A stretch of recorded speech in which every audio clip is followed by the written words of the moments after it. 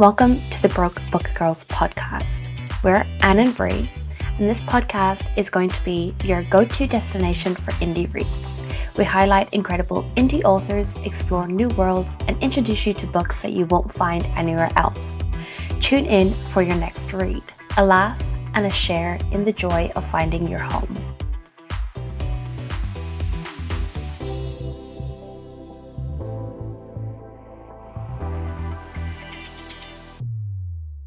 Hello, and welcome to episode 18 of the Broke Book Girls podcast, your go-to destination for indie books, the podcast that is good for the soul but bad for the TBR. We're Anne and Bree, and today we have an extra special little episode with a special guest for you. But before we jump into that, Bree, what are you currently reading? So I'm currently reading two books because I'm slowly getting back into it. Yay! The first one is I'm finishing off Forget Me Not by Al Ashwell. The second one is one that Anne will be very aware of that we have agreed to read. I'm reading Empress Teresa. And it is the worst. I'm 6% in. It is the worst fucking book that exists. And I was at the bar last night with my friends, and the friend who said that he was going to read a book that we've suggested to him, he was like, let me see your annotations. And one of my notes on my Kindle is literally Q. Owen Wilson. Wow. And he's sitting there at the bar reading my Kindle notes, and he just starts laughing. And I'm like, I don't know if I'm looking forward to this or not. I balance it with a good book when you read it. So read 5% and then read something good as to make you feel like a normal human being, because it is breaking my brain. I'm sitting there going, why have I agreed to read this? But he's going to read Seducing Scylla, and I'm going to cause him as much mental pain as I possibly can, because that's what friends do. Love you, Ben. Yeah. And what are you reading? I'm currently, I just finished I Accidentally Hooked Up with a Vampire by Jessica Cage. So this is book 2 in the Accidents Happen series. I listened to it on audio, and basically it's about this girl who ends up in a scenario where she hooks up with a vampire and she doesn't know that she's hooked up with a vampire, and then her whole life just kind of goes to absolute shit and chaos. And she finds out that she may be a little bit magical. So it was really fun. It's really, it's not crazy in the smut, but it's also just really funny. Like, you're just finding that you're laughing the whole time. And it is a diverse read. Sorry? What's it called again? I Accidentally Hooked Up with a Vampire. I'm just adding it. The first one is I Accidentally Summoned a Demon. And that one is basically where I think I read that one. Oh, I think I have too. Oh, yeah, it's pretty cool, where she ends up like getting the spell out of a spell book, because she's like, fuck these guys, I hate dating at the moment. So she does a spell to like pretend that she's going to get this, and this demon turns up and like fucks her sideways, and it's a great time. So we highly recommend this then, but don't read Empress Teresa. Nobody, please don't. Yeah. We will suffer for you and tell you more reasons why. All about it in an episode. So, Isabella, what are you currently reading? Oh, well, I just finished Quicksilver by Kelly Hart. Oh, in an audiobook form. Nice. I had it on my bookshelf for ages. And I was like, I'll listen to it on Libby, and I'll listen to it then. It's freaking incredible. Oh my god, I loved it to bits. Right? It's so good. Man, I love when companies do like the two people doing audio, like the two voices. Yeah. It's my favorite. Absolutely. And then I literally just started Shield of Sparrows, which is, I think, by Daphne Perry. Yeah, but no, yes, one that came out sort of recently, and it popped up. I was like, I'll put it on because I just need something to listen to. I quite enjoy it. It's okay. Oh, nice. Yeah, Quicksilver is so good, and I cannot wait for Brimstone. I'm not sure. Like 100 days. I'm not sure if I saw that correctly, but isn't Callie Hart coming to New Zealand? She is. Yes. She is. Auckland and Christchurch. I'm so excited. I'm so sad because I live in Kerikeri and it's on a Monday, and I'm like, I can't. I've got to work. Yeah, I don't know what I'm doing then. Okay. Yeah, I need to. Yes, as you should.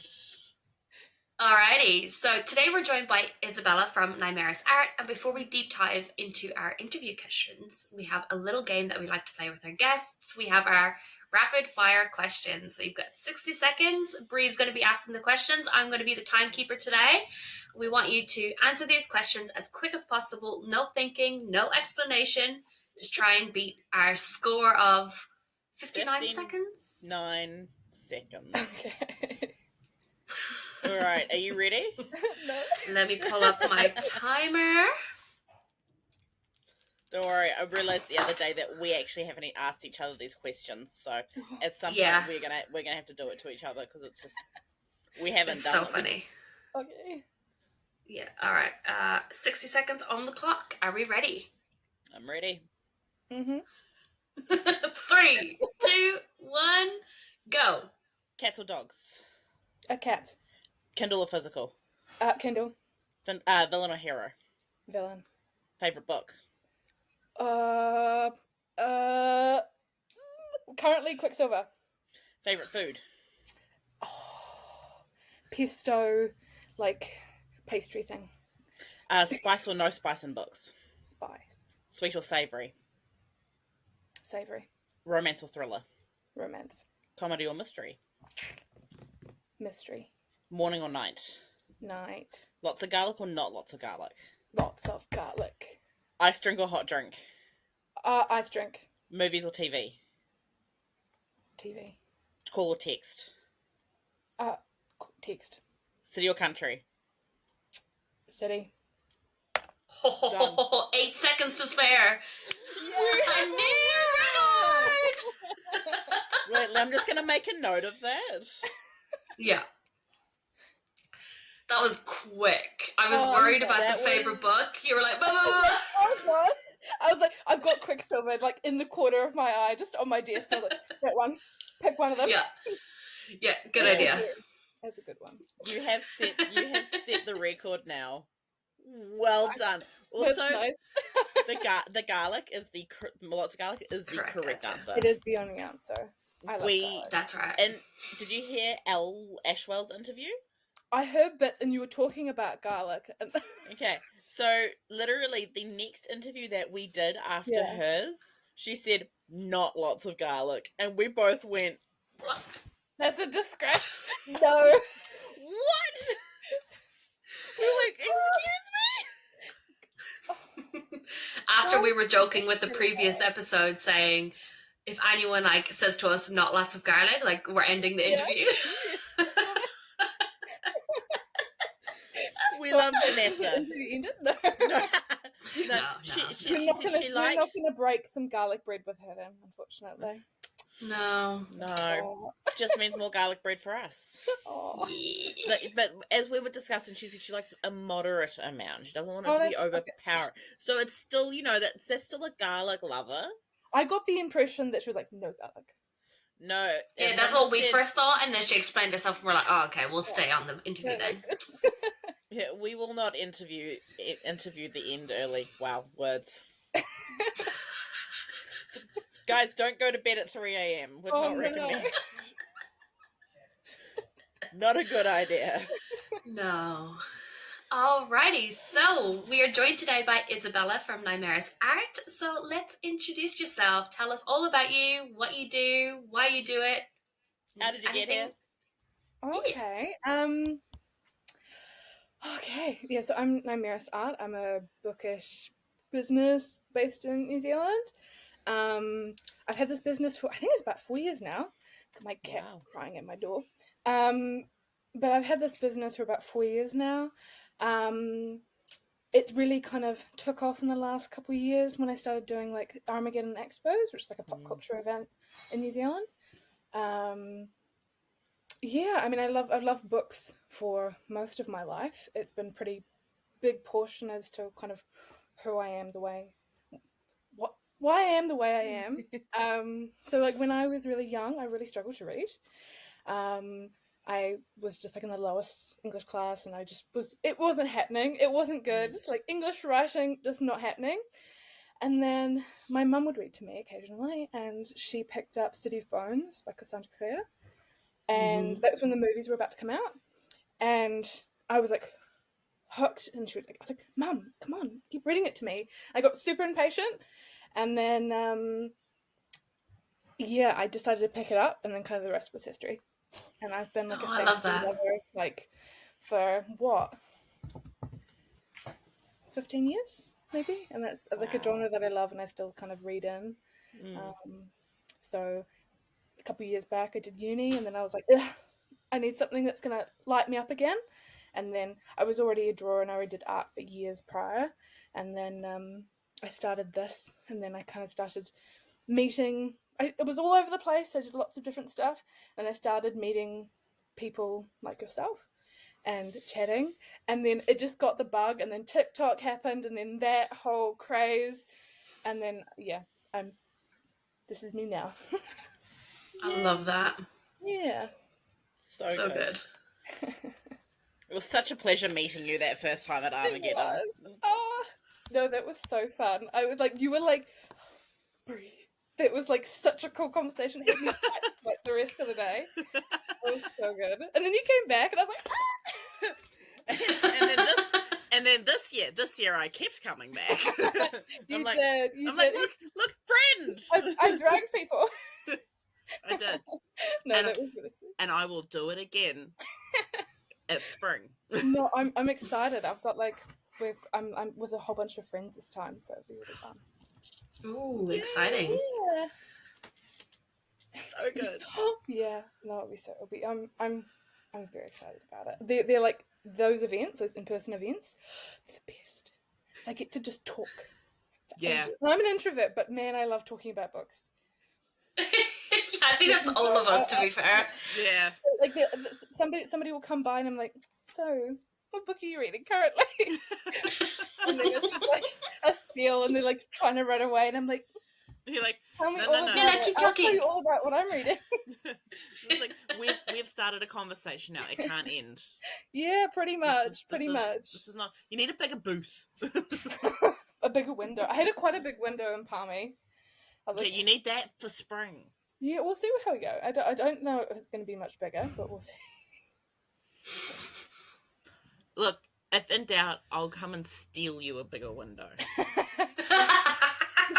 Knock out one of the walls. I'm like, I'm really sorry. Mine. I'll bring you a smaller one. I'll bring you a smaller one. Here we go. Just attach another table to the side. Yeah, easy. Look, why not? Normal unhinged behaviour when there's too many people around. What else are you supposed to do except go a little bit stir crazy? But I think all three of us will be at Armageddon this year. I'm so I'm hoping to get there, hopefully. Oh no, that's going to be so good. You need to come to Armageddon. Stop looking at me like that. Yeah, right here. It'd be good to see you in person. Yeah. Look, there's going to be the author alley. We can go around and we can talk. I know. We'll leave. We can leave Zoe and Athena and Marley, and we can be like, right, on the spot interviews. You should. I'm contemplating, because we're all together, I'm contemplating bringing like a little microphone and doing like on the spot interviews. You should. Do it. Absolutely. It'd be so good for your... We can all interview each other. It'll be a whole thing. Alright, I'll definitely try. It's just hard for me to get down there because I don't drive myself, so... Hey, as long if by the time Armageddon happens, I'm in my own place, you can come and stay with me. Oh, thank you. I have a good air mattress and everything for you. See? Easy. Set up. No choice now. Dang it. Now I've really just got to really find that place. Yeah, it's all on you now. Alrighty, moving into our interview, we're going to talk about a lot of different stuff. We've got some questions for you, so Bree, why don't you start us off? I'm going to start with, it's not my first question, it's my third question. What inspired you to start making bookish art and merchandise?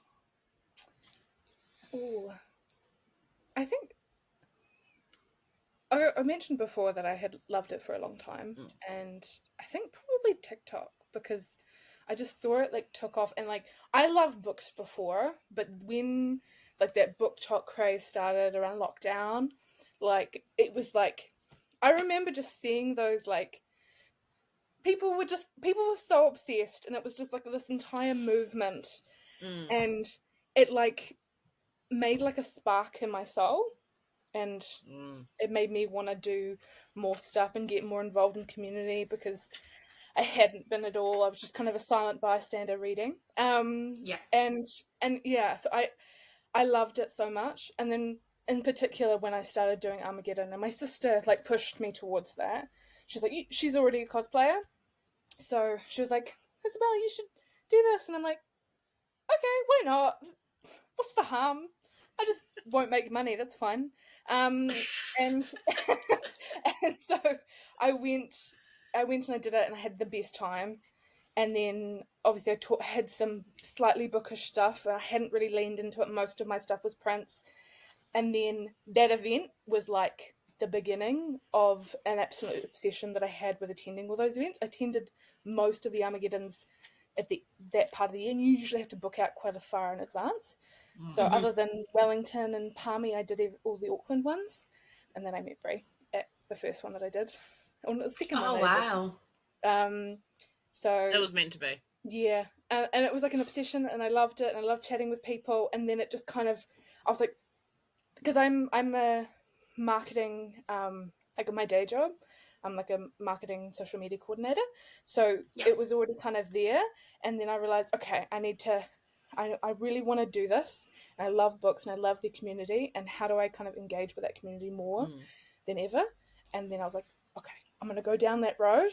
I'm going to target it towards that type of stuff. And then I have felt the best that I ever have been, because it's so targeted that everybody who walks by, or at least a good portion of people that walk by, will talk about kind of what they're reading. And I get like a big, I'll sit at conventions, and I'll just be like, so what are you reading? Okay, tell me.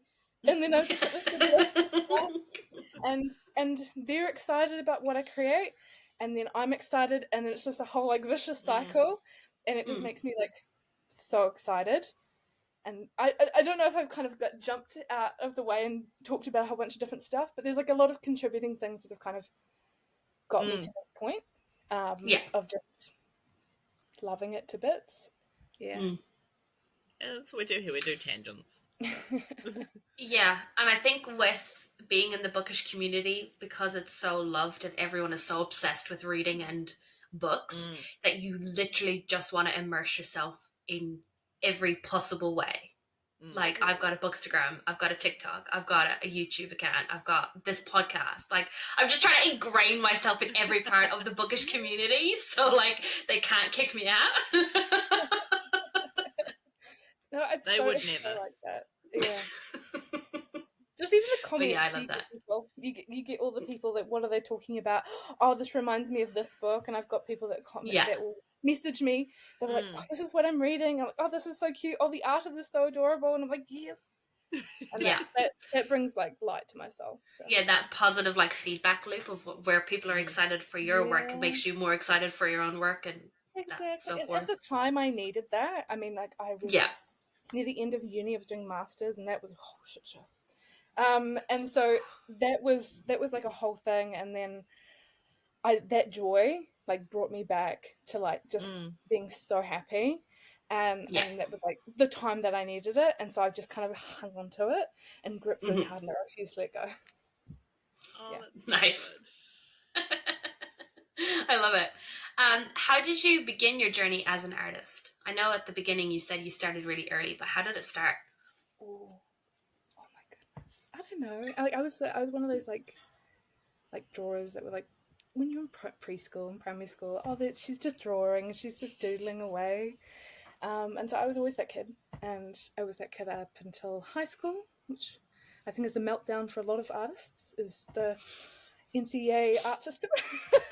And so I didn't really enjoy kind of how it was held into like this mold, and I kind of went to uni and then left it and didn't come back to it. And then I watched, I think it was Witcher was the first one that kind of made me come back, and I loved how creative it was, and then I kind of slowly started getting back into it again. But I've been drawing since, and doing like drawing classes for as long as I can remember. And then about 2 years ago, I started doing like life drawing courses and like learning how to draw people. It was always something that I wanted to do, especially with all these like fan art, doing like character art. And it was like my jaw just dropped, and it was always something that I thought to do but couldn't really do very well. Wasn't something I was super confident in. Even this year, I just got back into it a couple months back, so I've been doing that, and I'm like, I haven't lost it.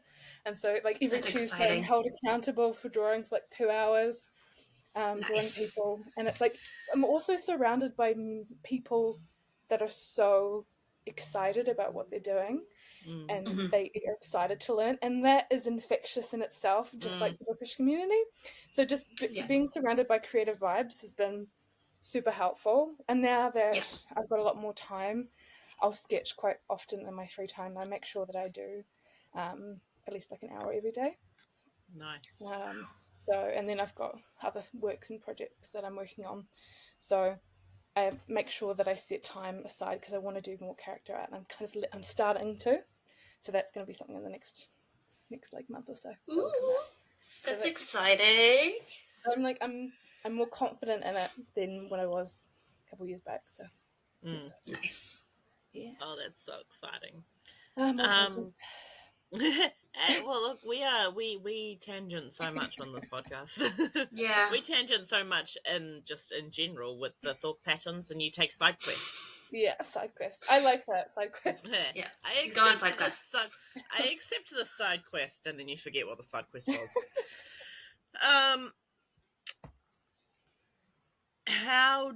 So we're talking about how do you find is your process to start a project?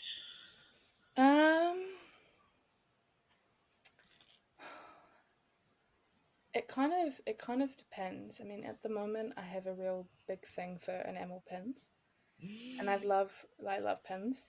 I had like I got all those like those book subscription boxes. You get special editions, and often in those ones you got pins, and I was like, oh god, what do I do with these? And I thought they were cool, but I hadn't never been a pin person. And then I think online I had saw people on TikTok talk about like the production of it, and it was like really exciting, and I found it quite fun. So for me, that process for pins is mainly weaponry, and mainly things that I read in books and I go, wow, that'd be really cool as a pin. I think my favourite one is this little stained glass enamel pin, and that was just, I like daggers, and I just was sitting there just sketching away. I mean, I've got like plenty of things in my books, even from like a flight from Auckland that I had from one of the events. I just came back and I was like, oh, daggers. And I would just sit there, doodle random shapes and try and kind of put things together. Does it work? Does it not work? Oftentimes it doesn't work. It doesn't make any sense. But hey, I like especially all your when pins. I'm thinking like that. I like all your pins. I think I have the stained glass one. Yeah, like I did this one out from Auckland. If you can see it. Ooh, That one. So I'm excited. I think I'm going to do something with that one. And that was just, that was on the plane. Just doing that one. Yeah. You must. So cool. I wish I could do something like that.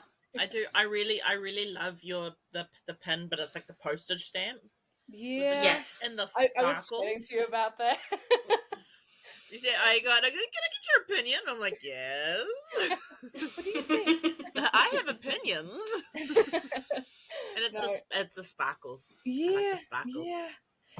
So for pins, yeah, it's just kind of stuff. I start doodling because I can't really think of anything, and I'm like, oh, what's popular? What have I read in a book? Oh, potions. Oh, swords. And I love swords so much.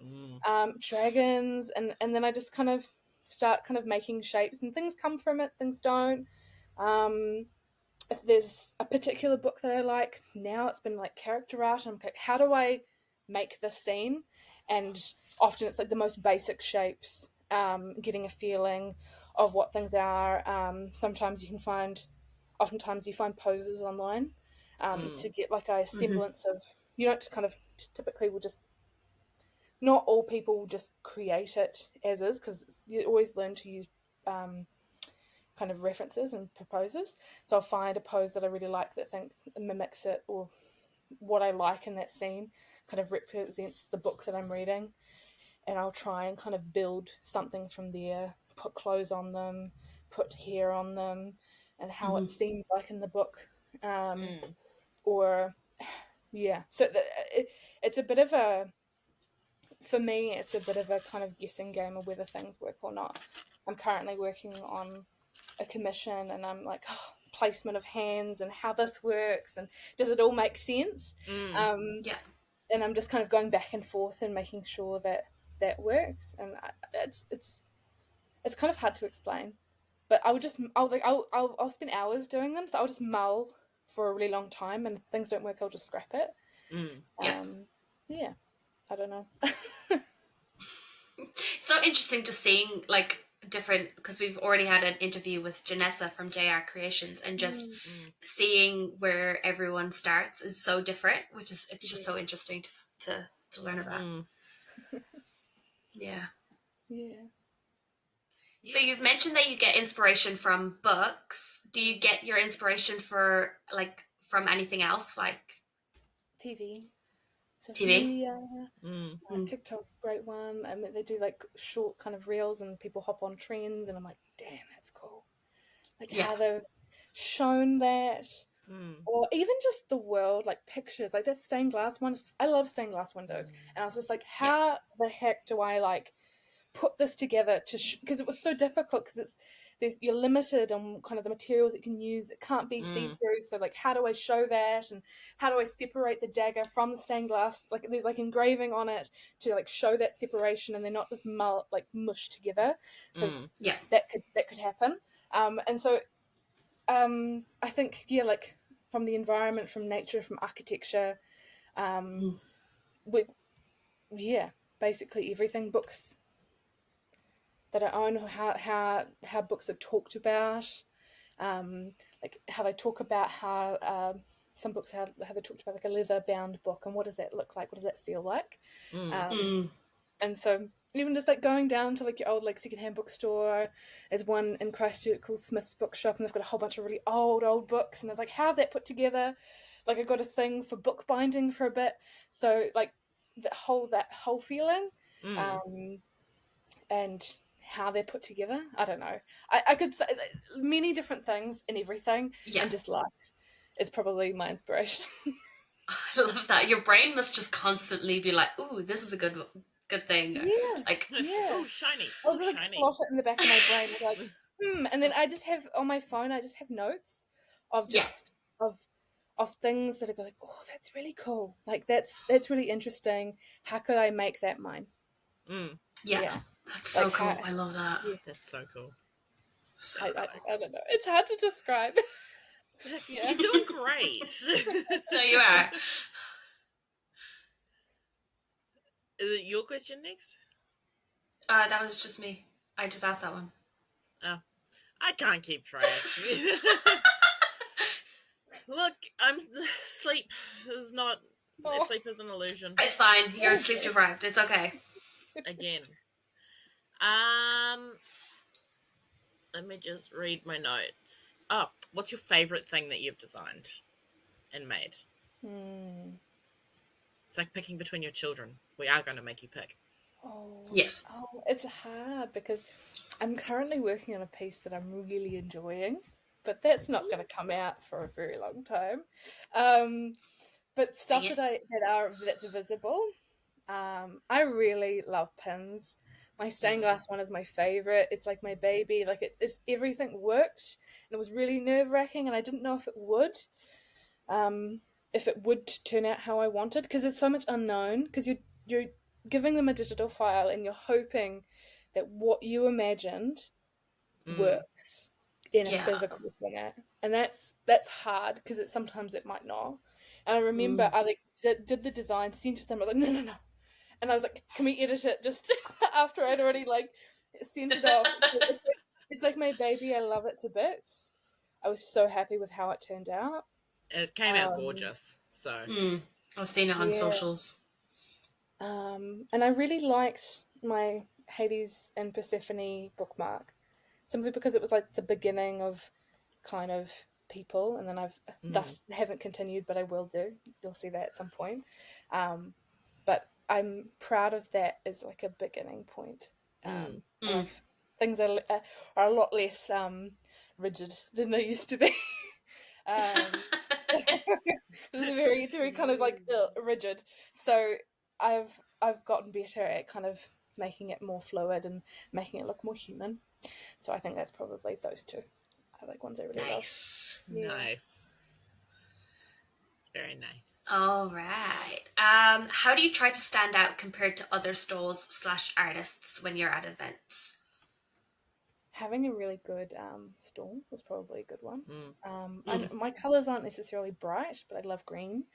And so if you've ever seen the photos on my Instagram of where I started versus where I am now, there's a big shift. There's a big shift. So I started doing them. I didn't know what I was doing. I like looked at TikTok videos. TikTok is like such a good inspiration. I love TikTok. Like props to them. But like there were so many artists on there that talk about kind of their process on how they make their booth and kind of things in eyeline and like the shopping cart method and making how things are like displayed on the booth, making it easy for people to see things and like good labels and stuff like that. And I've kind of taken what I've seen and kind of made it suit my business. And either that comes from how I can stack it in my suitcase, because I travel to these events most of the time, and so I've got to put it in a suitcase, and like those square grids that you probably see all over those events, like they're like the big thing because they're super light, and you can prep them ahead of time. Like I've got like a plastic box where I've kept all my display boards that have all my art on them, so that I can keep them protected and I can display them. And that's so much better than how I started. Like it was a mess. I did, oh my god, I did one of the first Armageddon Aucklands that I did. I purchased like a display because I was doing prints at the time, and I purchased these display boards and they didn't come in time. So I was like, oh my god, what I've got like 1 billion prints. And I have no idea what I'm going to do. So I was in my hostel room with a hot glue gun and some foam board, cutting a display stand. And Auckland doesn't like prints. That's what I've gathered. Most of the time, they're not a print person. They're not print people. That's also another thing. But yeah, no, that was awful. And then so I was like, okay, we're going to scratch prints. We're not going to do them anymore. They were giving me headaches. I'm going on a tangent. They were giving me headaches anyway. So since then, I've been able to put together a really nice display that is easy, and no, I don't have to make while I'm in my hotel room. So that's good. When I first came to Armageddon last year, all I saw was green, and I went... Yeah, that one. Well, that was good. I'm going that one. You saw me before that issue. And most people that were like, oh, I recognize the sticker. And I'm like, you look so different. I'm like, yeah, we don't talk about that time. That was... we don't talk about that.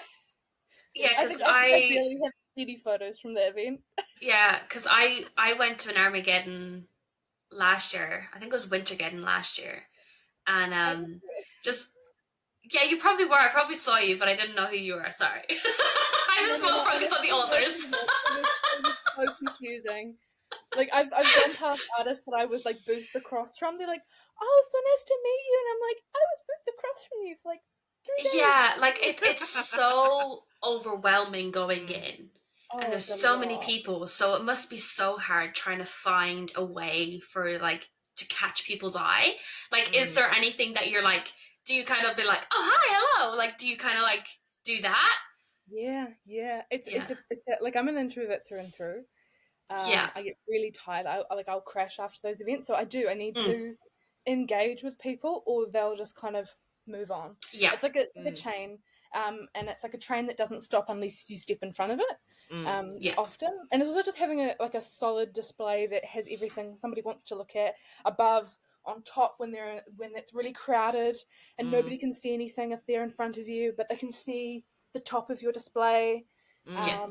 So yeah, my biggest thing is just like talking to people, but it's been really hard as of late. I'm like, ugh, because it's like my soul is like, oh, I don't want to, but then you get in those conversations and then you start talking to people that are like-minded, and then it becomes easier. But sometimes it's hard to just kind of make that jump connection. Yeah, but it also make that connection. It also helps when you have like people like myself, like Zoe, like when we're there, we're always going to come past, and then it's easy, and then like I see you and I go, oh my god. Fresh air. It's like easy, and I know you come and see me, and I do love that. I've had that more and more often these days. Good. People will see me from social media, or they've met me in the past, or they come by and they like, look here, the pins that I got when you were in Wellington, and I was like, oh, I love that. So those like connections like helps it be smoother. But no, it's definitely like needing to kind of push yourself. Because if you just sit behind and don't say anything, kind of it doesn't work as well. Yeah, you kind of need to sell yourself in front of people. You can't just stand behind and be like, "Oh, please buy my stuff." Not say nothing. Or like people, it's a whole thing. It's a whole kind of sales psychological thing. It's unpleasant. It's the unpleasant part of it, but it's nice to be able to chat to those people that stop and want to have like a good conversation. Yeah. Nice. Yeah. Can't wait for spring. I'm going to bring all my friends again. I'm going to be like, come on, guys. We're going on an adventure. I'm excited. No, I'm really thrilled for this. I think I've got some stuff prepped. So, new stuff. Ooh. Right, I'll be right at your booth. The second I get there, I'll be grabbing my friends going, come on, guys. We're going on right this way right now. And they're going to be like, Bree, no. And Bree's going to be speed walking. Oh, I am speed, motherfuckers.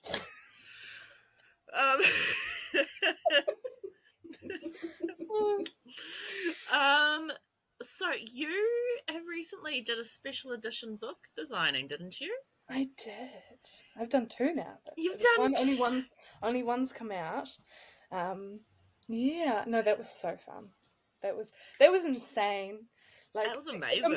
Sometimes I go to Marie and like, thank you, because that was like a life dream, and she just messaged me, and I was just like, what? It was the most surreal feeling.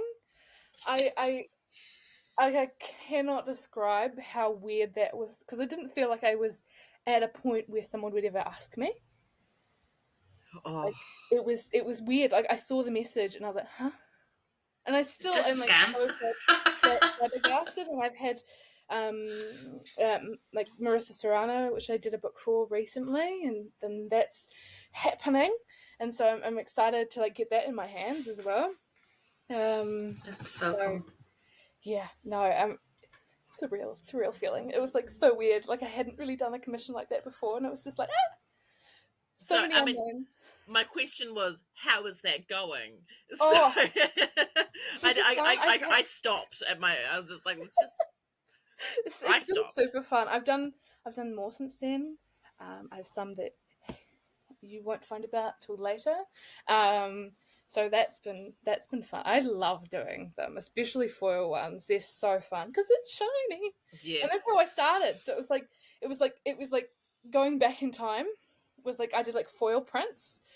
So doing foil book covers has been insane, and because I've worked in foil before, and I'm like, we need detail. We need like lots of like texture and fun like design, because I'm like, I know that's possible, and sometimes that's my irk that I get with like some foil editions that are just kind of plain and it's just like one thing, and I'm like, no, texture, give it to me. I need all the design. And all the I love intricate details, so it was like best time. No. So I guess the moral of this is to all of our authors, friends of the podcasts, this is your girl. Yeah. Like if you like having fun with foil, I'll do that for you. hit her up. Yeah. We Give want the more people special what- editions of indie books. Yeah, in New Chop Zealand. chop. In New Zealand. Yes. Yeah. Not this random shit that we always get. You can only get over the seas. We want New Zealand. Yes. Yes. No, that'd be so good. From New Zealand authors, made by New Zealand artists. Let's go. Hell fucking yes. Yeah. Yeah. I will thankfully take. So, I should say for authors, like we're like it's a one-on-one. We will chat to the ends of the earth about what you want to do, and I will make it perfect for you. That's what I'm doing currently. I'm just like chatting back and forth, and we're like, "Do you like this? Yeah. Do you want this?" It's like I love the really super collaborative process. Like that's my thing, because I don't know. In doing commissions and doing that particular one in particular, when I first started doing that, I was just like, "What do I do?" I was like Google searching. I was like, "How does this process work?" Because it's so unknown. Like there's conversations about it, but not really the ones I specifically want to talk about. And I'm like, how do I deal with this? Yeah.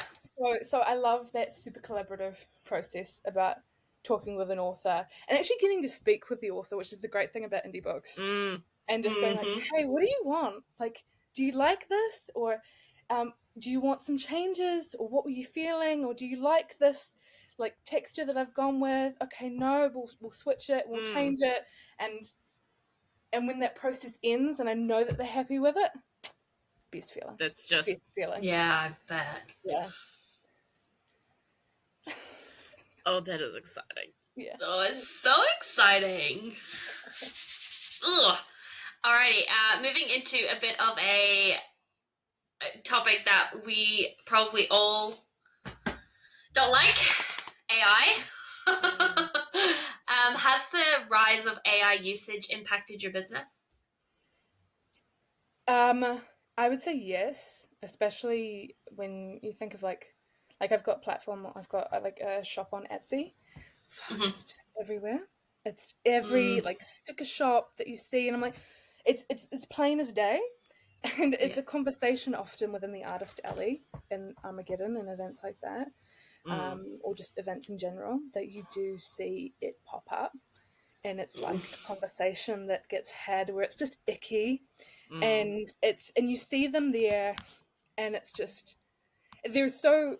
Well, for me, I find it very easy to see that stuff, like where it is. And then you go and you're like, this is an in-person event, and you have the gall to be surrounded by other people that create art, and then just serve that, and I don't know, it's really icky. And then on Etsy, it's just it's polluted, it's awful on that platform. And then you see, I will stumble across TikTok videos that have it. And like, oh, here's my stickers. And I'm like, fuck, you didn't design any of that shit. You just put in a fucking prompt. No. I'm sorry for swearing, but like, you just put in a prompt. Unfiltered, it's fine. You didn't say... Yeah, no, you're fine. You didn't spend the time and the years that it took to get to that point. And then it's the term, like, AI artist. Oh, fuck off, honestly. Speaking of that, I just watched a TikTok of Brandon Sanderson, and he was just talking about the term AI artist, basically saying he wouldn't say that you're an AI artist. You may be an art director, because what you're doing is you're just putting in a prompt and you're telling someone to do something. And he was showing art that he's gotten and he's paid for by an artist, saying like, yeah, I got this guy to do this artwork for me for my book, and I pushed him hard. Like, I made him do all these changes. I made to make it look exactly what I wanted, but I'm not calling myself the artist. Just because I told him what to do, that doesn't make me an artist. And I thought it was a really good way of explaining things, and just kind of, especially for people who don't really understand AI at this point. But yeah, it's just... If you don't know already, guys, we hate AI. We do not support AI in this house. Yeah, it's absolutely not. It's everywhere, and I imagine it will just get worse, unfortunately. 100%. I do enjoy like people like you that go like, no, like not taking it, and it's really nice to see even in the author community, at least some of them, and especially indie authors that are so like pro artist led, like artist work, and it's nice to like work with authors that are like also like, I want an artist doing this. I don't want to just get an algorithm that has been built on other artists' work illegally. So it's a that's very big the conversation. it's huge. It's like people don't understand that to be able to generate those pieces of art that they're selling, other artists who spent hours, years on their craft, their work is just being imported into the AI for them to learn from it, and it's being stolen. Like the artists are not giving permission to train AI, and it's just it's so frustrating. It's infuriating. Like when I was talking before, when I was doing my masters, I did it in like the impact on AI on small businesses, and I was looking at like the AI and like what it was trained on, and like the articles and how it impacted those, and all these people trying to sue these companies, all these independent artists wanting to sue these companies because it was just pages and pages of artists' work that had been stolen to train these AIs. And the fact that it's just kind of become almost, feels like almost standardized, becomes an evil that we can't get away from, which I find disgusting. It kind of just, it ruins the charm of just existing in a way. Yeah. I don't know. It's hard to describe, but like it fucks me off, and I just see it every day on socials. I guess I would kind of want to tie, like, my question kind of does tie into that of how are you finding navigating the creative world with AI being so prevalent? Like, you see authors, and how are you just finding navigating it all? I guess besides wanting to set it on fire, but you know. There we go. There's the fire threat. It's weird because I've had like, people want to like the weird messages you get on like Instagram. Oh, I want to collaborate. I'm like, you're just an AI artist. Or you're not even that. You're just like you're like, oh, here I've got all these artworks, and like I sell other people's art, and it's just like none of it is created by somebody. Like they all have that. There's like a look almost, and I know that expands a lot these days. But there's like a look, and even just kind of navigating it in terms of, I've had authors that have approached me looking for covers, and I'm like, all your promotional material is AI. All the stuff that you, it's just like, is your book AI at that point? Like, it kind of it feels weird, and I've had conversations with mutuals around that. Like, it's just, it feels like you're drowning in it, and you don't, and you know there's that, and especially in those like scenarios when I get to talk to people one-on-one, especially those Armageddon situations where those people, and a lot of those people, appreciate people creating, and that is kind of like the light at the end of the tunnel of basically this ecosystem and echo chamber of just people, of AI created authors, content, art, everything. So I think I've gone on a tangent somewhere else now, but honestly, it's just, we can feel the passion. It's really sad. And I feel for, and I've seen like stories of artists that have had their work, like I haven't had it, I mean probably to a certain extent, but I haven't had it directly, but people's art where people have collaborated with people, and they've gone, no, I want to look for a cheaper alternative, and that means just screwing you all, and that your work doesn't matter and your thoughts don't matter. Like any ideas that you have don't matter. So it kind of, it sucks. It sucks is what I'd say. And it feels scary, kind of like as I'm like pushing this business and moving, when this has emerged, it kind of feels like really uncertain about what that world will look like, and will artists be able to survive in it. I think there will be people that will always treasure that and will like look for artist created art, but there will always be that other side of the coin that won't care. Yeah. On that side. I think a lot of it too is that people just don't understand.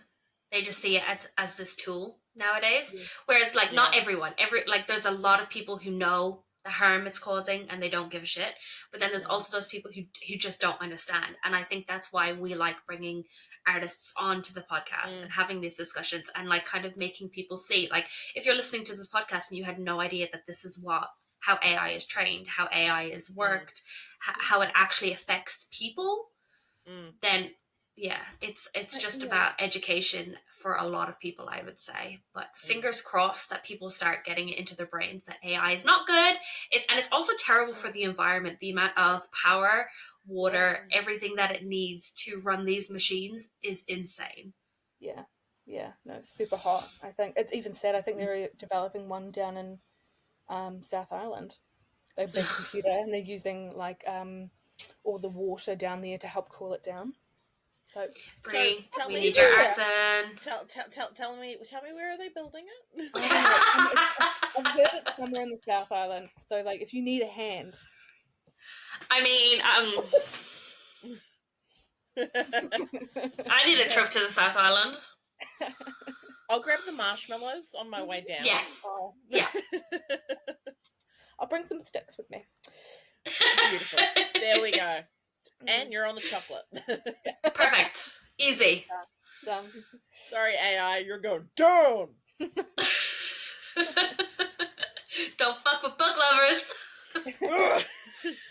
We're gonna fuck you up. Look, I guess all we can do is fingers, toes, and butt cheeks crossed that people get wiser to it. And I mean, I guess the good thing is if someone had a question, are you comfortable for them to message you and go, "Hey, is this AI?" Oh, I've had that conversation. I've had that. Yeah, cool. cool. The commissions that I get, I have that, so that's fine. Yeah. I mean, and ask your fellow artists, ask people that you know who do art. Hey, is this AI? Because you save yourself a whole lot of trouble and stress, and then people don't come at you going, "But this is AI. Why are you using AI?" And it's a really bad thing at the moment. Like I see it a lot on threads where people go like, "I thought I was actually commissioning art," and it isn't. And so I love like this collaborative process because like I like sent up something to my to an author just recently, and I was just like, here, and it's just a absolute, just so sketchy and all over the place, and I'm like, you can figure it out. Is that what you want? I'll pick your elements. Pick the elements you like. On the right track. But yeah, no, it definitely feels like it's everywhere, and I'm not impressed with how we're moving forward as a society. No. Yeah, society. What would be the main things that you would notice if it's AI art? Like, is there specific things that you can kind of give our listeners like a little bit of advice on what to look for when they are suspecting something is AI? Yeah. I'm gonna make notes of these, so you tell, and because we'll make it a post. I think probably the biggest things would be things that AI has struggled to kind of get right. Hands, fingers, big ones. You see that a lot where things aren't right. Saw it at a recent event recently. We saw that. And so there's definitely lots of those things. Just eyes, things that lead nowhere. Like as an artist, you're thinking about how things work, whether it's like an object that goes through something and then exits the other end. Like you've thought about that. Okay, this object enters and exits the other end. Okay, so you'll think that through and you'll put that in there. And if it's just missing, sometimes you're like, well, so somebody didn't think about that. Someone didn't go through the process of what this object looks like. Say it's a bike and it goes through like a boat and you can see it on the other end, or it's just something like that. And the fact you should see the wheel at the other end, like it would logically make sense that this is how it should look like. And the fact that it's not there, you're like, that just doesn't make sense. It doesn't make logical sense for an image. So yeah, toes, sometimes colors start looking really weird. And there's like a particular, I don't know if it's like a particular AI or whatever, but there's like those stickers that pop around, these like black and white stickers that I see all the time, especially within the book community, and they're like, I don't know, it's hard to describe, but I've just kind of seen those. It just it like it as a drawing, it doesn't really make sense. Yeah. I can't. It's hard to describe it. In particular, like the fingers and toes, I think there's a big one. But unfortunately, we're kind of reaching a point where it's learning. It's getting good. It's learning so much, and people are using it that we may not be able to tell, and that's kind of, we're hitting that danger point. So yeah, I've seen certain things. I've seen art where a wolf will have like a fifth leg hidden in the background, and you're like, or like eyes aren't symmetrical, or like the buttons on the clothes aren't the same. I've seen weird blending, so if like a hand's up here, it like blends really weirdly in the background. There's just so many things, and like I'm not an artist at all, but just like knowing that if you have a feeling like that just doesn't look right and I can't put my finger on why, it's probably because it's AI. Yeah, man. Yeah. It's scary though that in the beginning, like I found it really easy, and then now I'm like, is it though? Yeah. And then sometimes you just see the art again and again, and then you're like, okay, well, is it somebody's stolen art that it's been trained on this, and now it's pumping out content that looks a particular way? Yeah. So yeah. And the thing is, you're never gonna 100% know that it's AI unless the artist comes out and goes, I used AI. And that's the thing. But I would say there's been certain things that I've been like, I'm very unsure about this. I've had one person tell me it's AI. I've had another person tell me it is AI. So I'm just like, okay, I'm just going to stay clear of this, and I'm just not going to muddy the water. It's really hard. Like I saw somebody recently that was like, obviously people are rightfully trying to go out and say, okay, this is AI, this isn't, blah blah blah. But somebody got caught in the crossfire of saying like, I created this. Can you stop saying that? You've just kind of ruined everything, and it's just a horrible space that we're in. Yeah, like the fact that, like you mentioned before, sometimes you can't tell, and you're like, I want to protect those people, but also like, am I sure? Yeah. Like, am I doing irrevocable harm to someone who's just being genuine? Yeah. It's such it's so muddy at the moment, hard. And it's probably going to get worse. It definitely will. But they're conversations that need to be had. They do. Yes. Yeah.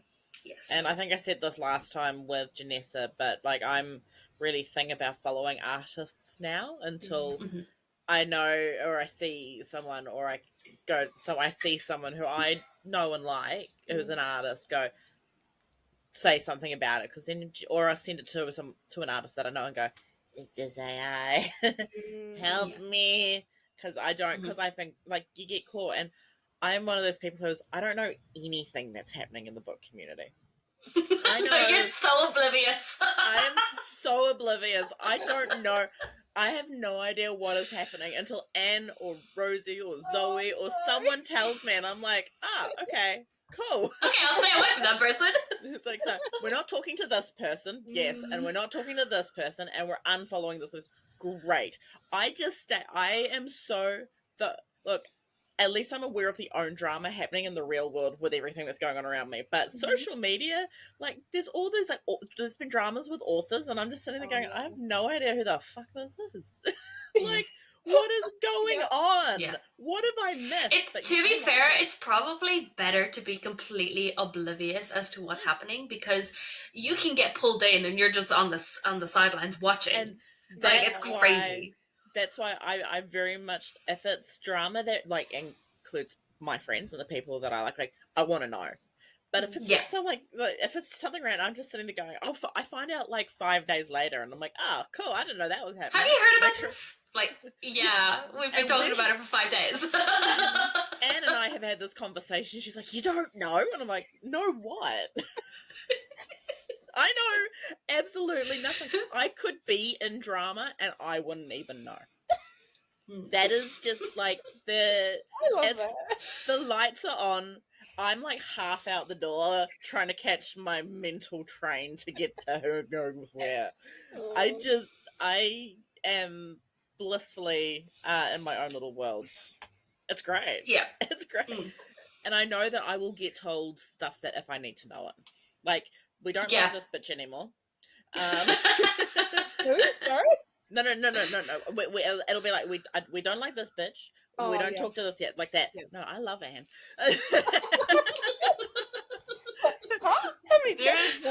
Breakup of the podcast live. Never. Look, I am not here for drama. No,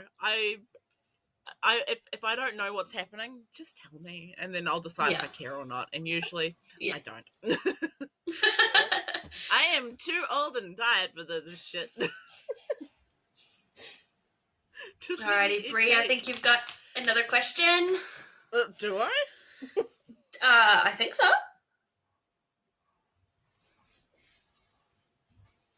Number 4? Oh, yeah.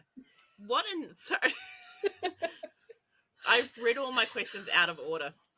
Same. There is no method to our madness. All I'm thinking about, currently I'm thinking about, I might need a coffee.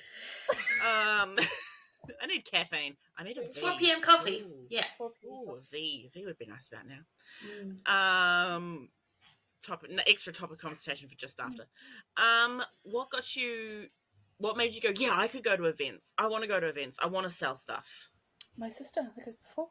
Honestly, she does cosplay, she does all those things, she loves them. She does all the Armageddon, she loves it's the best thing. She's also really creative and artsy. And so she was like to me, why don't you do like Armageddon? I was just like, why not? Like, sure, like okay. And I just signed up impulsively. I was like, yeah, sure, sort of thing. Signed up. I was like, Bill, here's all my details. I'd love to do this event. And then I was like, oh my god, I got waitlisted. And then I got let in, and I was like, oh my god.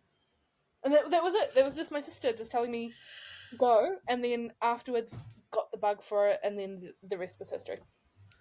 And you're never not coming again. Bree will drag you along if she has to. Bree doesn't drive anywhere. Hey, as long as I don't forget my wallet like last time. Oh, it's been an issue. It's the ID. I just forget it. It's been like this entire year has been horrific. I was like, am I going to get to Palmerston North? You know, am I going to leave Wellington? Thank goodness an artist next to me is, I've got your wallet here. Let me drive it to you. I was out last night.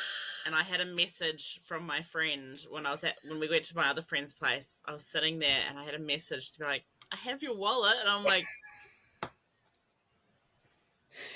actually, I haven't double checked that.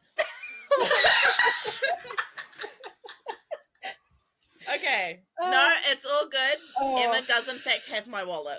Okay. She messaged me, she's like, I have your wallet. And I'm like, what do you mean you have my wallet? And she's like, you left it at the bar. I'm like, that'll do it.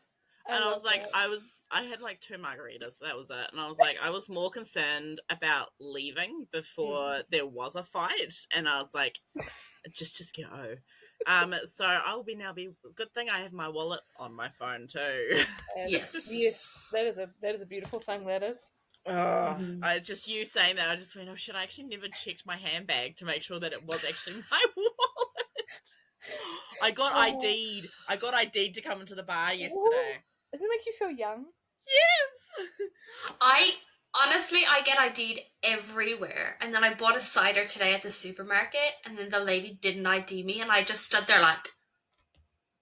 And then the young cashier guy kind of just started laughing, and I was like, does she think I'm old? And my partner's like, yeah, you're fucking old. And I was like, and the poor cashier guy was like, it was really funny. Honestly, that's been me since the age of 18. I like never got ID'd, only with my friends. Same. And I'm like, how old do you think I am? I know I'm aging, but Jesus. I was thinking the same. I've never been ID'd, but I walked into Mr. Murdoch's last night, and the girl was trying to say, "Can I just see your ID?" And I went, Absolutely. I'm like, girl, hey, wait, that's not my ID. That's something else completely. I'm like, here you go. She's like, oh, 98.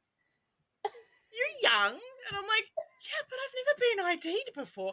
Maybe it's because every time I buy alcohol, I look really tired. I got those bags. I got them designer like Prada Gucci bags, but like last night I was so excited like to be invited to my friend's birthday. I was like, I can't believe I actually got invited. Then made my joy. She was just like, you're young, like you got to be 8. I was like, you think I'm a uni student? You think I'm a teenager?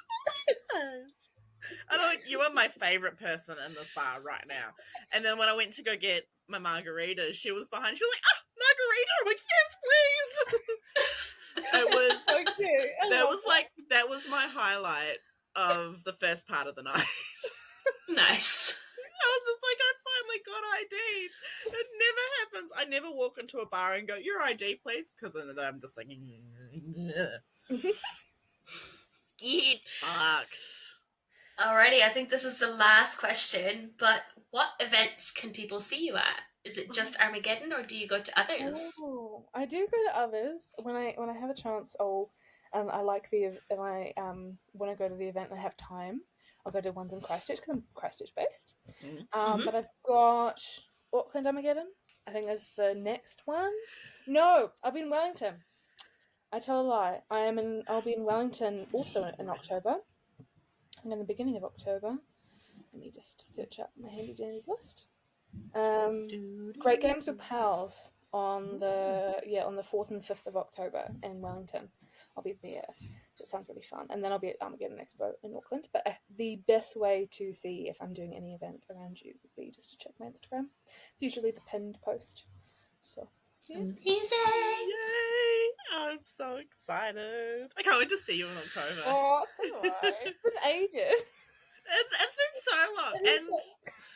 And my friends know that I will be I'll be like grabbing them. Matilda is very keen to. She loves her earrings. And Emma was wearing her earrings for her birthday yesterday. You're like my spokesperson for my earrings, honestly. I'm just like a fucking billboard. I'm just like this way. I got my grandmother a pair of your earrings. Oh. Because she saw mine and she wanted a pair, and some of mum has some as well. So I'm just sitting there going like, I can't wait to see what earrings you do next because I've got a plan. I'm hoping that it'll come in time for Armageddon. I've got a big plan. I'm excited. Is it to do with what we were talking about at Wintergeddon? Oh, we talked very briefly. You were talking about the collection. Was that it? Potentially. Maybe. What were we talking about? Because we talked about many things. We did over many days. Yeah. And I think I remember saying I'm going to need every single piece. I'm excited for it. I've got this list behind you. I've got this big list of all the things that I've done and haven't done and need to do. Like I'm going to do a Kickstarter for it. I love pins. They're so fun. So I think I'm gonna try and do that. And then add more earrings. I'm thinking 2 designs, short one and a long one.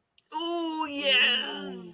So, and then I don't know if the design that I showed you before is going to be a pin or it's going to be an earring. I don't know. I'm thinking. Regardless, it's coming to my collection. Doesn't matter what it is. Regardless, Bree's gonna buy it. Yeah. I am. Oh yeah, no. So that and I'll wear it in public like I do with everything else, and everyone goes, "Oh my gosh, I love your earrings! Oh my gosh, I love this!" I'm like, "Thanks." Bree should just become an ambassador for you, like honest to God. I don't know if I should do that. I mean, I've got some really amazing people like this one.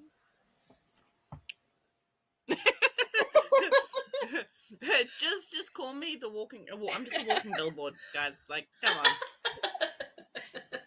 Oh, yeah. If you ever need an ambassador, I'm here. I think about. We already chatted about when you reach your milestone. Yes. I'm still keen. Yeah, I need to get on that. I've not been very good on Instagram the past couple of months. I am like in crisis mode.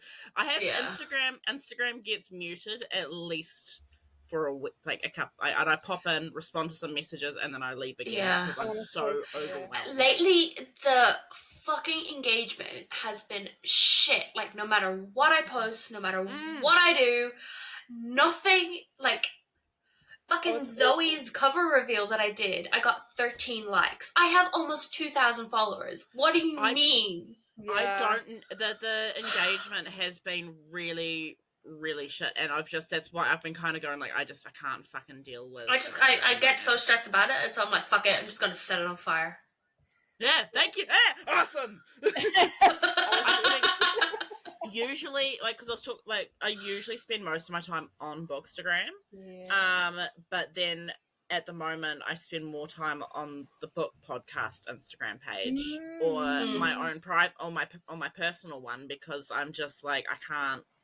And my personal one, it's just random shit, and it's fine with that. But I just can't use my personal one these days. I haven't touched it. Yeah, no, neither.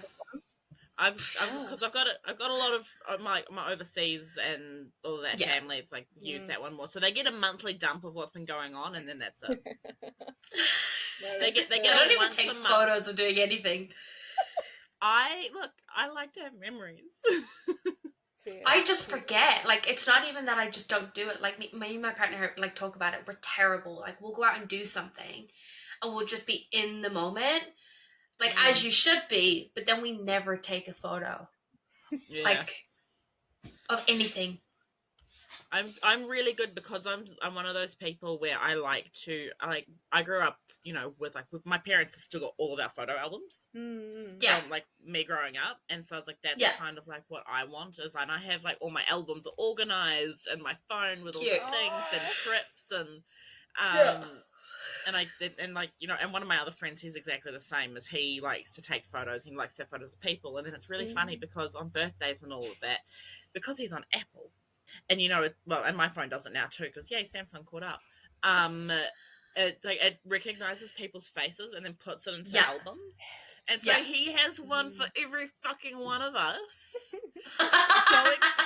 And we were going back for Connor and I, who have known each other 17 years, so we've been friends for 15 of those years. There are photos of me from 15 years ago. And I'm like, and when I met my current group of friends, Connor was showing Ben them, and I'm like, why did you have to fucking, like, baby Bree is not, like... Oh, that's cute. And then one of our other friends, he's like, I need to see these. I'm like, no, you fucking don't. Be grateful you get this now. She's more unhinged. Little me just looks sweet and innocent, and current me is just so much better. In my opinion. But I like the memory side of things. Yeah, the memories are so, like, I wish that we took more photos, but it is what it is. It is what it is. It is what it is. Alrighty, so that is all of our interview questions, but before we end the podcast, we like to do a little something called the Spark of Joy and the Plug of the Week. So, Bree, what's your Spark of Joy this week? I've kind of got two. Okay. One was getting accepted into the Athena Street team. Like, these street teams are just merging. They really are. We just need to create the supreme street team, and then that's just it. That was very exciting for me because I was sitting at work, and then all of a sudden I had a message notification. I'm like, I'm not in that group. So I was like, oh my gosh, I made it into Athena and Marley's street team. This is so exciting. So that was definitely my first spark. My second spark was being able to have my nails done. Yay! So I had some long stick-on nails yesterday, but they were annoying me, and I can't have really long nails for work. So I bought myself some little, like, French manicure ones. Cute! So I can have, and I've missed having, I used to be, like, always used to have my nails done when I was working on the psych ward. It was, like, my self-care. So I've kind of gone, because our boss went, no, you can't have your fucking nails done. So we've all gone to stick-ons. And I've finally joined the trend. And I'm like, I'm actually really loving this. Like, this is great. And me again. Like, I feel like me again. Because it's always been like with the little tippy tappies. And my friend was really enjoying it. And my friend was really enjoying it yesterday because he was having a bit of a shit time. And I was just like, doot, doot, doot. I was like, it just feels everything, and the cat loves it because you just do this and he goes, yeah, and it will like under the chin, and then he tries to eat my hand, and I go, fuck you, bitch. Yeah, I've just done a big order of stick-on nails from Kmart, so I'm very excited for those to turn up because I bite my nails really badly. So to stop me from biting my nails, I normally get acrylics, but I can't afford that right now. So I'm getting stick-ons. I got the clear ones, and then I just paint them myself half the time. But then I also get the design ones, so then I don't have to paint. Now that I'm figuring these out, I'll start to get other ones that have like little, so like, for when I've got birthdays and celebrations, and Armageddon, I'm getting like, I'm gonna have some little claws again because nice. But like it's good practice, I think, just with a normal French and then filing it to shape and all of that, because my nails are, I mean, I wear gloves all the time. My nails are always like short, and I hate looking at my nails. I used to always sit there at work and go, yeah. And currently I'm looking at my nails going, yeah. My partner loves when I've got the longer nails because I can like scratch his head and like his back and stuff, because he always he loves his back being scratched. So I'm just like, here I come. And what is your spark of joy of the week? My spark of joy is, I haven't thought about this actually. No. Spark of joy is getting back into like my reading mojo, because I've been in July. It was like a really big like slumpy month. Although I read quite a few books just because I had to, because I've got a reading challenge that I do. But just being able to kind of pick up books that I really want again, and just I'm really excited, and I'm really loving the books that I'm reading. So that's my spark of joy. Isabella, what's your spark of joy? We're going back to drawing, but it's kind of my life at the moment. But like, I had a really good time at my life drawing class on Tuesday. I had like a tangent of proportions were not proportioning. Nothing was working, but like this week, I was so happy. I'm like, yes, hell yeah, nice. That's so exciting. Yeah. Alrighty, plug of the week, Bree. What is it? My plug of the week, sappy a little bit, but it's just spending time with friends. We've all been kind of having a bit of a shit week, my friend group, and then last night things kind of came to a little bit of a head with something else, and then 4 of us left and we went off and did our own thing, and we just had some really good quality time, had a laugh, ate some pizza, and just actually spent time together, and it was really, really nice. And I just really, they're my little sparks of joy kind of throughout my week as well, because I'm just like, everything is just too much right now, and they're my little beacons of, let's just keep going, let's just go set something on fire, I'm going to inconvenience this person for you, and I'm like, I love you guys. Also, telling my friend his really bad joke of the week has been this. Do you want to hear the joke I sent to him on Tuesday? Tell me. Sure. What do you call a child born in a whorehouse? A brothel sprout. A brothel. Oh, no. Oh, my God.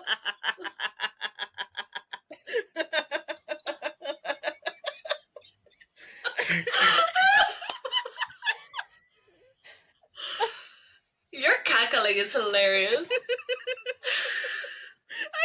it funny every time I think about it. That is a good one. I messaged that to him and he was like, I did not anticipate that going the route it did. You started strong, you got stronger, and you really drove it home. And I'm like, yeah. No, my brain went in like a completely different direction. Yeah, not that way. It was not that way. What direction did you go in? Like, my brain was just like something with child, something like going in that direction, like childless. I don't know where it was going, but not that.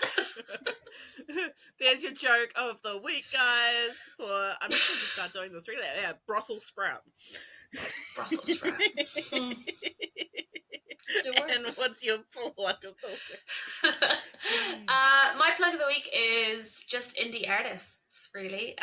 Supporting indie artists. That doesn't mean you have to go and buy a bunch of their work. You can just go follow their Instagram, give them a like, share the 2 stories, just get people aware of them. And yeah, that's kind of my plug, because I know so many artists now that I just want to be like, please support them. Yeah, go follow them. Follow them online, but don't follow them yes. physically. We do not. Let's not do that. Unless it's in a book. Then it's okay, not in real life. Okay? Is it though? Thank you. Is it okay in a book? Yes. You read Lights Out? Yes, it's okay. I have to agree, I do like it in a book. I've listened to a podcast. I know what books you guys like. And I am in that boat as well. I am outnumbered. Actually, I was talking to a girl last night who she's a librarian, and we were talking about books, and I was talking about the podcast, and it's really funny because my friend is the dark romance girly, and I'm the give me the fluff, but I'm branching out. Oh, she recommended a book to me. Oh. What was it? So it was Goodreads. She sold me. It's got D&D components, so paladins. And it's an order of paladins, but their god has died, so they're all berserkers. You mean just open? Oh. So it's by T. Kingfisher. Is it Paladin's Grace? Yes. No? Paladin's Grace. Oh, yeah. The description is Stephen's god died on the last day of the year. 3 years later, Stephen is a broken paladin living only for the chance to be useful before he dies. But all that changes when he encounters a fugitive named Grace in an alley and witnesses an assassination attempt gone wrong. That's just some of it. I'm not going to go through the rest of it. You can read it, but apparently he's this really butch kind of guy, but he knits.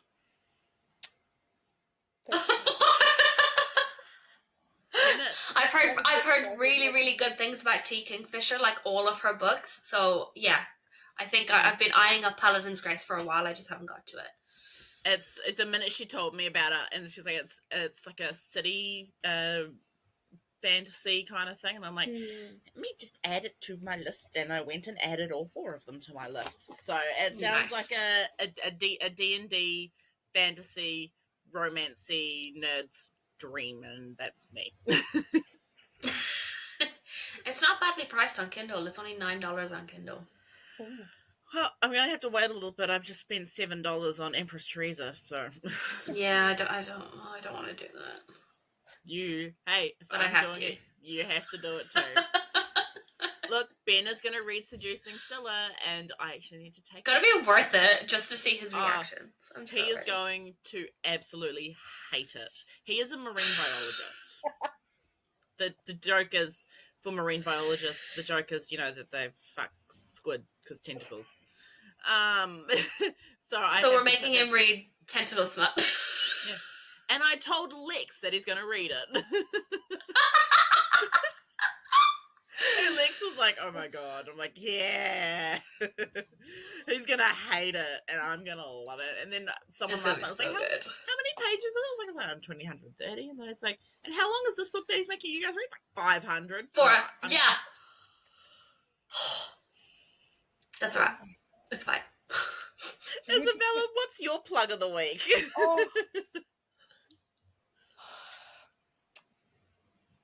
Don't put me on the spot. Oh my goodness. It would be basically what you get. Support indie authors because they're freaking amazing. Some of the best books I've ever read. Oh, me. Also. Support indie authors. So sometimes, honestly, some of the best books that I've ever read, period, come from indie authors. Amen. And support independent artists, because I'm like shoulder to shoulders with these people, and they're the most amazing people I've ever met. And like you said before, following and even just liking something means so much. I can't kind of gather how much it kind of means to see that content is appreciated or just liked and observed. And You don't need to buy anything, but Mm. that it like lights up people's souls. Honestly, means so Mhm. much. And you were talking about books. Do any of you read monster romances? Yes. Yes. I love monster romances. It's my thing at the moment. We were talking about books, and I was like, I want to talk about my stuff. I love. Hey, we can do another episode where we talk about monster romance, We I can do love or just a whole bookish episode. Like, alien romance. Fuck, it's up my alley at the moment. Like both those. I've read some Okay. really great stuff. I'm going to add this to our episode. Isabella, would you like to come back and talk monster romance with us? If you'll have me, sure. Absolutely. Oh, okay. Where's Thanks our so much. episode? Like, I'm planning on cosplaying one of the characters for Armageddon. I'm like, I'm gonna Yes. do it. I got some really cool ears at Palmy, and I'm like, I already have ideas. Also, feel free to jump in my DMs and just talk to me about books. I am so down. I would love that. I've just made a new friend, so yeah. You have to tell me more about dark romance. I've read a little bit, but not too much. So. I will. I'm branching because I've been told you need to read. I've read Lights Out. I've got Butcher and Blackbird on my shelf. I've got the Bride. Yes. To read. It's mafia romance. Ooh, I've done a little bit of that. I have absolutely no idea what I'm doing, and I think I've read The Moments You Miss, and then there's another one, and I have no idea. It was funny because Abby was listening to the podcast, and she was just like, "Bree, you need to stop accidentally signing up for dark romance." And I'm like, "Yeah, I know." She's like, "Stop agreeing to these things." She's like, "Oh, I don't read dark romance, but I picked up Butcher and Blackbird," and I'm like, "Girl, that's dark romance. What are you talking about?" Yeah, but apparently it's funny. It's hilarious. And you need to read Rhodey by Cleo Brown as well. That is also on my list of things to read because I am just getting signed up and voluntold. It's fine. It's fine. It's fine. I'm just gonna have to make everybody read my favorite fluff pieces. Yeah, I'm down. You're making suggestions, and before we end, I want to make mine because I really love this book. Let me just find it though, because I am really bad at remembering anything, which is why I was very nervous doing this. Right? I'm not good at remembering things. You pin me down, my brain, nothing.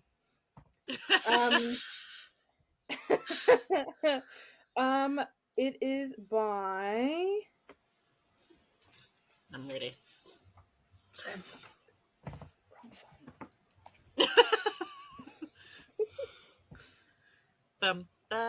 I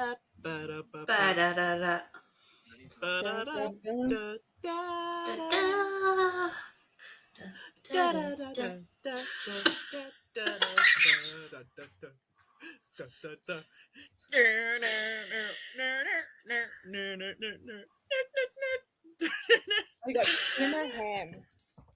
Emma Ham's. I think it's the Dark Ocean series. What is it? Deep Water series. I was introduced. She hooked me from like the first, not even her starting the book. Can I read it because it was so good? Oh, Whispers of the Deep. No, it's the Deep Waters series. Deep Waters, yeah. Whispers of the Deep is the first one. Mm-hmm. Whispers of the Deep. It was that is a monster man. He's so beautiful. Wait, how do you spell her last name? Hamm. Hamm. Okay, Ku, yay. Thank you for reading this super exciting book that I'm thrilled to have in your hands. First and foremost, disclaimer, I'm not a scientist. I fully realize a lot of what I said is simply couldn't happen. Human bodies are not meant to be in water for that long of a time, and they certainly were not made to withstand the pressure changes easily. I say these things and hear about about an invention that allows our heroine to breathe underwater for a bit and avoids the bends. Don't try this at home. It's entirely made up and probably is impossible. Please suspend your belief for this monster fucker book. It's about fucking women. Let's not get into a scientific conversation about whether the bends would happen, or if she could die halfway, if she could die doing half the stuff she does, K smooches. And then I Love it. I've just looked at the reviews, community review. Good for her, in brackets. So many plot holes and retcons, but by God, that woman fucked that fish, man. it was so fun. I was so fun. I am going to read this. I love Same. her. Like, I just loved her energy just from there, and I was just like, I'm done. I'm reading it. My friend is I love when like the foreword or the like dedication Yeah. just like sets the tone for the book. It's so good. Absolutely. My friend is going to get an email because she'll randomly send me things because we're friends on Goodreads as well. She goes, Bree has added this to her pile. And do you want to know the fucking book that she got an email and it was for, and she's like, Bree, what are you reading? And I was like, what do you mean? And she's like, why are you wanting to read this? And if it loads, it was The Deviled Egg Made Me Do It. Ooh. Oh, And Stiff. yeah. They're the ones that came up, and she's like, why do you want to read this? I'm like, it's going to take far too long for me to explain, so just go with it. It's like everyone who's part of our Sirens group chat Yeah. have been, I think almost everyone has read Mr. Giggles. The Interdimensional Love Clan. Yeah, that Abby and Rosie were telling me about that, and I said, no, It's because I don't do clowns. Fucking 14 pages of just wild smut. It's not good. It's just funny. I love that. It's I not love good. it. It's just funny. Isabella, you will need to come back for Unhinged Monster Romance chats, please. It is in our episode schedule now to be recorded. Get a list going. Hell Let's yeah! Go. And I will read as many as I possibly can. Oh, It'll God. help my brain between that and It's Empress a good Teresa. palate cleanser. Just total. Yeah. Mm-hmm. Yeah, I think I need some monster romance. I haven't read some in a while. I've got Tempting Triton coming from Lex Logan soon. So I signed up for the arc. I hope I get it. I got onto a street team too. I know. I'm so excited for you. I'm like, how am I doing this? I'm getting into these teams. I love it so much. Yeah. Yeah. I like forgot that she was doing street teams, and then by the time I remembered, they were closed. So I was like, fuck. In typical That's me right. fashion, I sign up to things and I forget. Yeah. Because if it's not there, if I can't see it, it didn't happen. Yeah. And then I just move on. And then I got the, hey! And I'm like, when did I do that? I mean, yay! Like, I'm so excited because hashtag cockette. But, like, what the fuck did I sign up to again? I don't remember any of this. Yeah, I'm trying to be like really good and like not sign up for a bunch of arcs and stuff because I've just got so much on the go at the moment that I just can't commit to stuff. So It's hard. unless it's like an author that I've already read, I'll sign up for. Yeah. But I'm like, yeah, I Yeah. go in like phases where I don't sign up for any arcs, and then like I'll go And then like it's all at once. sign up for like I'll get 30 in like one go. I was like, oh fuck. Yeah. I've been really good. I haven't signed up for any arcs. It's just been arcs of authors that I'm already with, but then they all come in at the same time because it's like, you know, we had that conversation with Zoe because she was like, am I releasing this at the right time? And like with everybody else with arcs, I was like, no, because we're in the middle of winter. They're in summer. Like America's all in summer. They're not going to be doing their arcs yet until it starts to kind of like as they start to sort of as they're cooling down. It's like I don't know. They time it really well. So I didn't have that many, but of course I had like 5 coming at once, and I'm sitting there going, I'm so burnt out. I don't know what I'm doing. Yeah. It's fine. It's fine. We're fine. We're surviving. There is nothing on fire. I had $12 margaritas yesterday. Oh my god. That's such a good price. It was great. But it tasted more like syrup, though, than actual, like, tequila. So I was really disappointed. Like, just a splash. Yeah, it was great though because my friend got a mojito, and while they were playing pool, she hands it to me, and I'm just like, and, and she's like, "Good." I'm like, "Good." She's like, "You can have more." I'm like, and then my friend passed me his beer, and I was looking at it. He's like, "You can have some." I'm like, "No, I've got taste." Beer is fucking disgusting, man. It's horrific. The only time beer is good is in bread, and that you use the beer instead of using yeast because beer has, and it doesn't taste like beer. I like cider. I do like cider too. apple And cider. gin. Apple cider. Ooh, there's a the Good George Co. They do a Black Doris plum cider. It is good. So good. I took that one to one of our bad movie nights, and everyone was like, "I'm like, yeah, I've got for you, all of it for me." Yeah, I bought there's this strawberry cider. It's called Kiss cider, and it's like $3.50 a countdown, and it's so fucking good. That's such a good price for cider. No, I feel bad. I'm a bourbon drinker. Ooh, nice. No, I drank scotch on the rocks for the first time last night / this morning. Is it okay? This morning. You like it on the rock? I mean, it kind of, with the movie that we were watching, I was sitting there and I was like, I full on crashed out during the movie. I like they thought it was hilarious because there was a whole like medical scene, and I went, okay, pause this. This is wrong. All of this is wrong. These lines, that's not even like, I full on and watching the movie, I just slowly kind of sunk off my seat onto the floor, and I was sitting there like, I just could not cope. And Ben, Matilda, Grayson all found it hilarious. I'm just sitting there like crashing out, like fuck. But it was great because the second movie, Grayson crashed out instead of me, so I was like, thank God.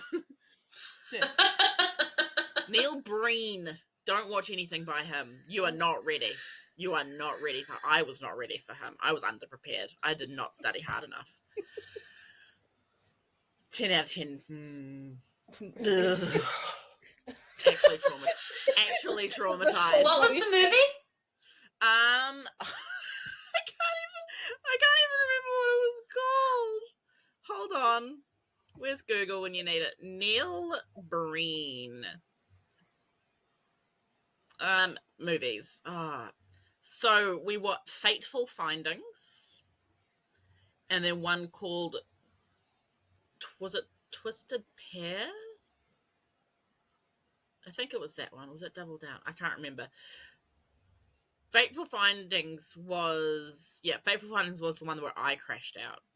And I sat there going, none of this would have happened. This is so, like, medically, this doesn't make any sense. It is so bad.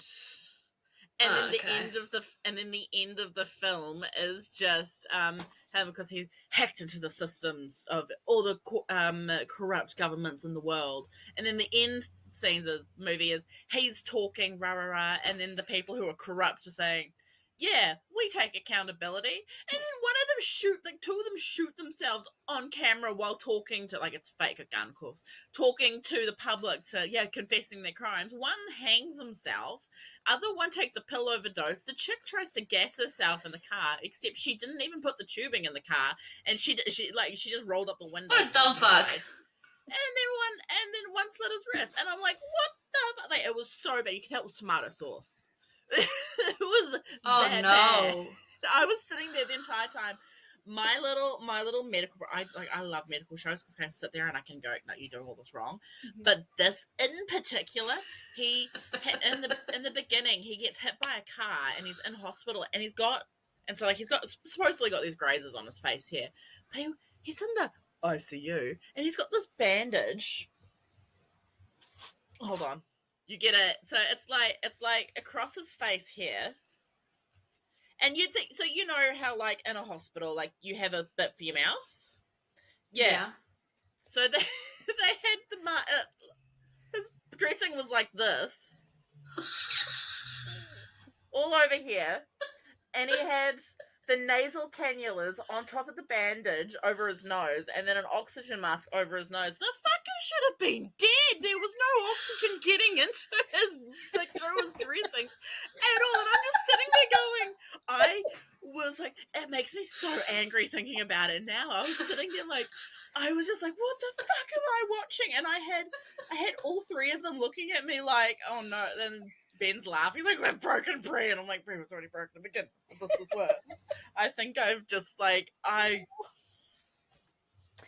can't unsee it. It was so like it was wild. So if you're ever wanting into B-roll movies, do not start with Neil Breen. Do not do that. That was the covers look so bad. It's because so he writes, produces, directs, and stars. Oh dear. That's when you know it's bad. That's when you and he was trying to make art, and he made something. He attempted, an attempt was made, and it successfully failed. It was I'm actually like just thinking about it. I'm still in so much pain. I was just like enraged.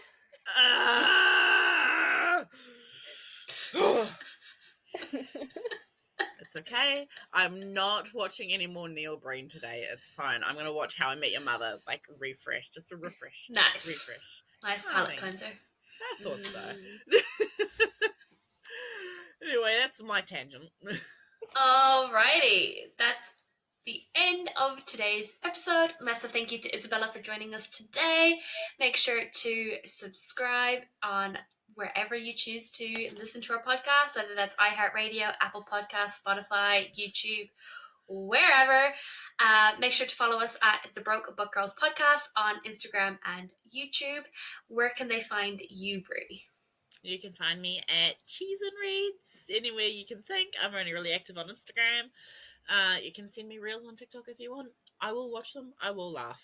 As long as they're funny. Nice. Just don't send me any lizards, because I keep seeing the lizard. Scratches something in my brain, but I don't need more lizard. Anyway. And where can we find you? You can find me at Runaway Irish Girl on Bookstagram, on YouTube, on TikTok. What about you, Isabella? Where can we find you? Mostly on Instagram at Nymeris_art. You can find me on TikTok. Those kind of the most I'm most active on. Yeah. Send me your lizards. I'll send you I'll send you my lizards. You can also find us on TikTok as well at the Broke Book Girls Pod. Yeah, Everything that goes on Instagram, all of the interview snippets that we now have figured out how to do. I'm like, oh, power! I need to go back and actually get other bits and pieces from other interviews so I can be like, feel the love, guys, please. I didn't know. We're already 18 episodes in. Yeah. Thank you so much for watching or listening, and make sure to check us out every Wednesday at 10 a.m. for a brand new episode. Bye!